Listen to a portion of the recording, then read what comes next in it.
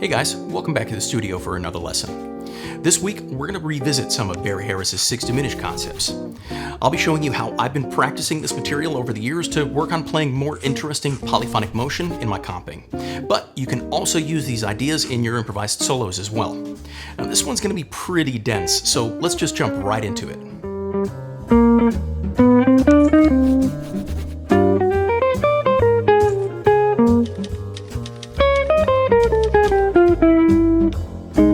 When it comes to working with this 6 diminished concept, most guitarists, myself included, tend to start with the drop 2 chords since they're the most comfortable and recognizable on our instrument. In fact, you might remember this was the focus of a video I did on the concept a couple of years ago. As you'll see throughout today's lesson though, this sort of application really only scratches the surface of what's possible with the system. Now that being said, it's still a great approach for creating small amounts of movement and a great way to use chord substitutions when we're playing accompaniment. Now let's start out with an example that demonstrates how this strategy works best in my opinion. Over the changes to the standard How High the Moon, we'll use the different substitution principles I taught you in my last video on the concept. That means you're going to hear things like 6 on the 5th and tritones minor. To keep things from being too static, I'll occasionally use the diminished from each of the different scales of chords to connect things and move between the different families. Here's how that first example sounds now.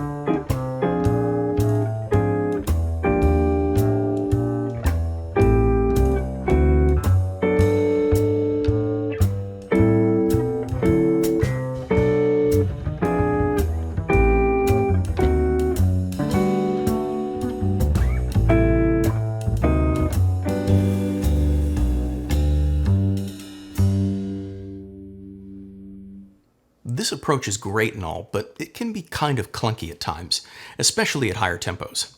Personally, I spend a lot more time practicing and playing smaller voicings so that I can more easily move things around and use a similar mindset to when I'm playing single note lines. In this next example, I'll show you what it sounds like if I take the block chord approach, but only use shell chords. Before you take a listen to that though, it's important that we define what I mean by shell in this context.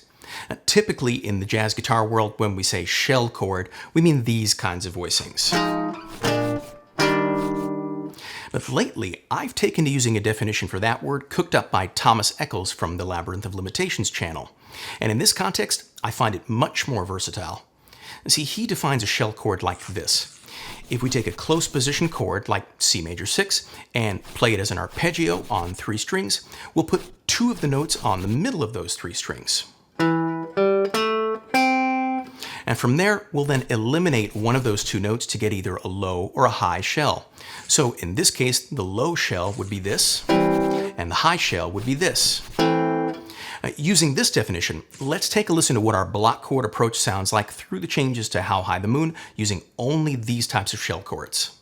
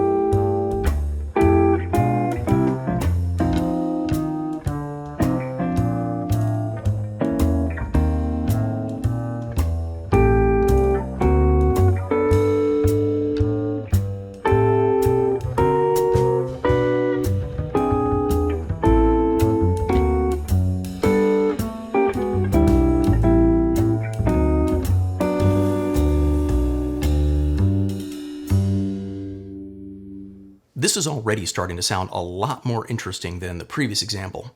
It's also quite a bit less clunky to play, and there's lots of room for adding in additional movement when the soloist gives us some space for it. Up next, I'm going to show you some things that I practice to be able to hear and feel the different possibilities for that movement that we keep talking about.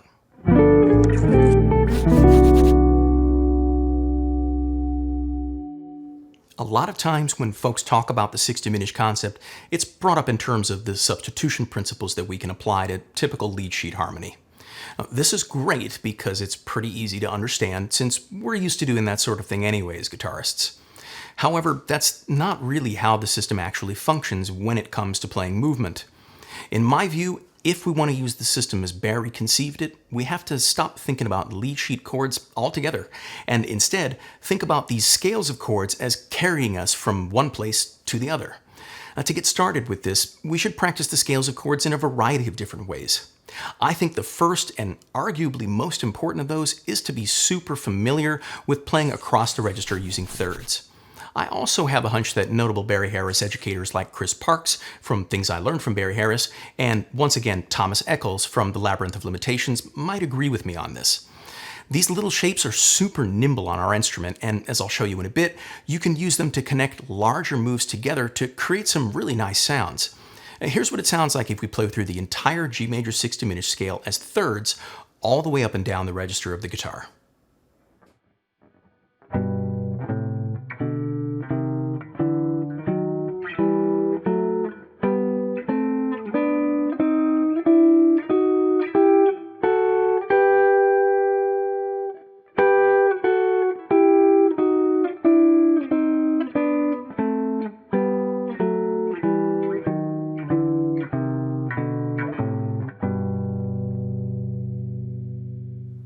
We can even take things one level further and practice playing our thirds in thirds. Remember, the core concept here is to be super familiar and comfortable with the scale, and to be able to play it in tons of different motions. We're not even really concerned yet about how we can use this to play 2-5-1 or anything else. We're just purely focusing on movement and gaining fluency with the scale. Here's how it sounds if we play the same scale from before as thirds in thirds.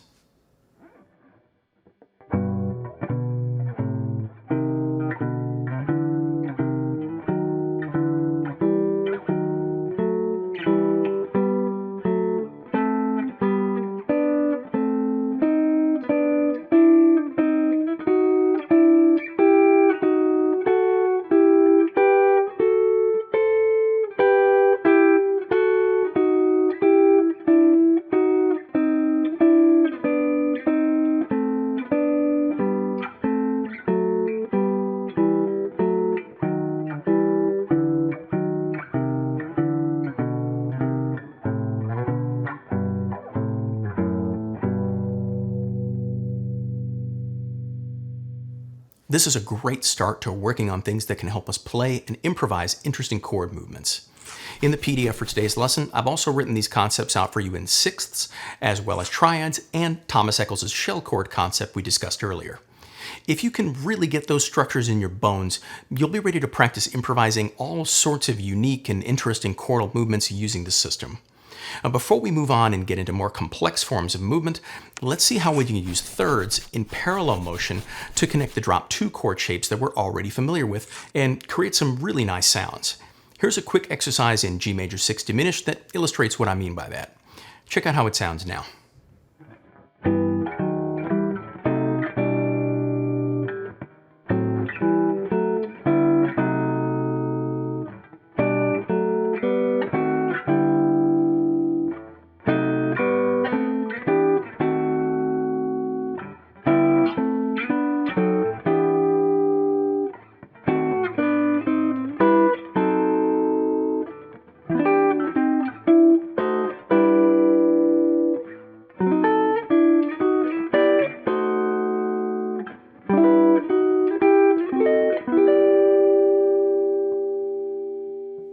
I hope you're starting to understand how we can use all the different voicings and structures we can create inside of the 6 diminished concept to create polyphonic motion that describes a variety of different harmonies. More importantly, we should be starting to understand that these sounds don't track super neatly to our typical lead sheet chords, and that's okay. Just like when we're playing single note lines, when we improvise with chords this way, we don't need to worry about matching every note we play to some chord symbol. If the movement that we play describes the harmony of the tune, we're doing exactly what needs to be done. Now, before we wrap up for today, I want to share with you some concepts I've been practicing to really expand my usage of Barry's genius harmonic system. Before we get to that, though, I do need to take a quick break and give a shout out to TrueFire.com for supporting the channel. TrueFire is an online lesson library that's host to literally thousands of courses on a wide range of musical topics from some really amazing artists and educators, including yours truly. If you're interested in improving your comping, make sure to check out my course, Exploring Melodic Jazz Comping, available on TrueFire now. In this course, I'll demonstrate and break down 17 essential comping approaches using TrueFire's interactive learning tools. We'll work on a colorful variety of melodic and harmonic approaches using drop 2 voicings, chord substitutions, approach chords, diminished concepts, and voice leading. We'll also dive into triadic approaches, partial chords, using scales as chords, and the art of borrowing notes and dominants. You'll learn how these melodic comping approaches can be artistically applied using backing tracks based on the changes to popular jazz standards, like Autumn Leaves, There Will Never Be Another You, and All the Things You Are. The link to the course is in the description of this video. Now let's get back to the lesson and check out some ways we can work on incorporating even more movement into our accompaniments.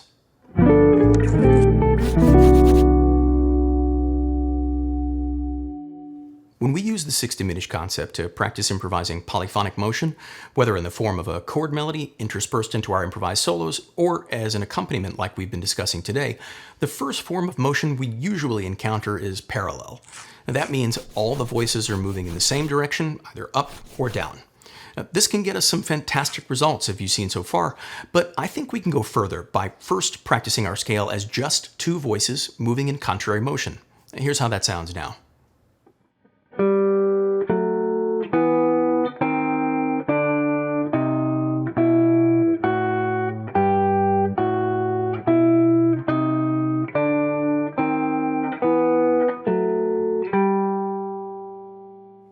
This can be a real mind-bending exercise, especially if you practice it in different sequences or in different interval patterns, like you'll find in this lesson's PDF resource. And one of my favorite things to practice with this kind of motion, though, is to use Thomas Echols' genius elevator system to create polyphonic contrary motion, where the voicings get bigger as the outer notes move farther and farther away from each other. It's a seriously brilliant way of incorporating sounds that, before discovering his work, I assumed were basically impossible to get on the guitar. If you find yourself wanting to dive deep into this concept and these sounds, make sure you go check out his channel, The Labyrinth of Limitations, and his Patreon page, where he's got an extremely well thought out and detailed curriculum for folks who are interested in learning about using Barry Harris's harmonic concepts on the guitar. Both of those links are in the description below. Now, for our purposes, I'm just going to take you through an exercise I cooked up for myself using the first 5 floors of his 9-floor elevator system. We'll play through G major 6 diminished in contrary motion as 5-note sequences starting from each note of the scale. The voicing structure is going to go like this.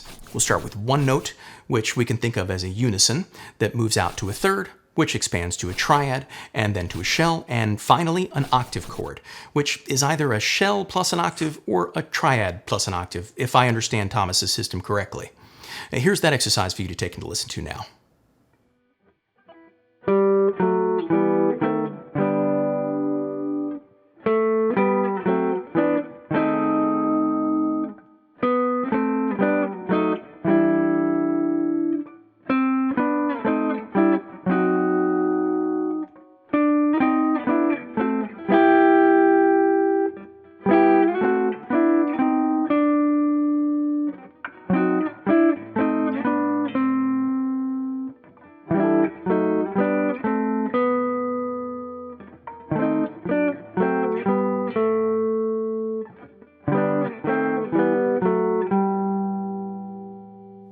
Can you see why I found this absolutely mind-blowing when I first discovered Thomas's work?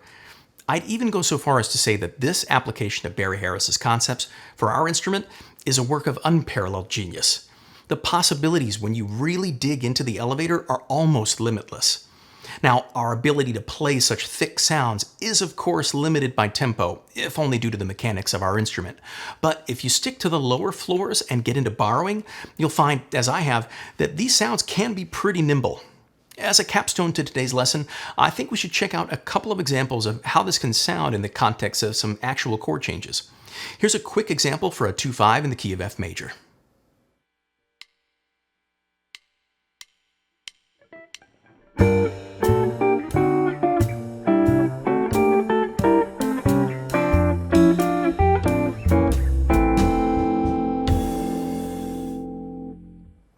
And finally, here's an example demonstrating similar sounds over a 2-5 moving to G major.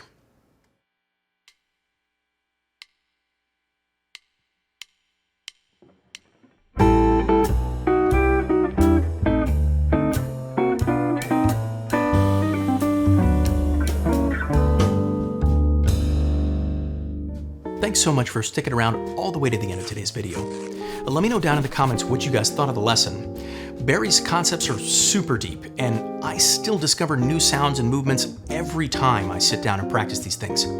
If I could give you one final piece of advice, it'd be don't rush into trying to apply this stuff to tunes too early. Get super comfortable by just moving things around and practice creating different resolutions before you try forcing this stuff into your improvisations or accompaniments. Learn to enjoy making pretty chordal movements just for the sake of it, and you'll find ways to apply this to tunes in time. As always, if you did find today's lesson helpful, make sure to give the video a like, subscribe to the channel if you haven't already, and hit that bell for notifications too. If you want access to the PDF for today's lesson, you can grab that along with the whole back catalog for all the videos on the channel for just $10 a month over at my Patreon page, or by just hitting the join button right here on YouTube. Don't forget to go check out the work of Thomas Echols and Chris Parks at their respective channels as well. I owe them both a sincere thank you for bringing these sounds into my life. A special thanks goes out to Jose Carlos de Souza, Ben John, Ron Maestas, Vladimir Zarate, Gary Trano, Juan Doming, Alf Collins, and Daniel Alvarenga for being studio fans. I really appreciate your support. An extra special thanks goes out to these studio members for their support as well. Jeff Pack, Besso Bay, Manuel, Philip Frankenberger, Brian Silverberg, Nicholas Gagliani, Wilbot, Jingnan Hay, Robert Gannon, Daniel Rogers, Gavin Williams, Moniz Dawood, Brian Roxas, Edward Ellis, Klebs, Joseph Ing, Chris Tondra, Chandler Zachary, Anthony DeChico, Darren Lund, Bertrand Chesney, Andy, Paul Mirren, Martin Vigers, Thomas Klechafare, S. Bruce 1234, Mark Eslick, Robert Berlin, Robert Cody, Vaughn Davis, T. Colston, James Seabury, Bill Benfield, Sean Lepore, Apollos Jolibert, Justin Fisher, David Wertman, Aldo Fonseca, Artie Sanchez, Louis Rosen, Stephen Prager, Everton Armstrong, Stephen Schwartz, Max Irwin, David Zuckerbraun, and PH. An extra special thanks to Jazz Luminaire patrons Bill Jacob and Stephen White. Thank you guys all so much for your continued support. I'm David Shore, and thanks again for hanging with me at the studio today. I'll see you guys next time.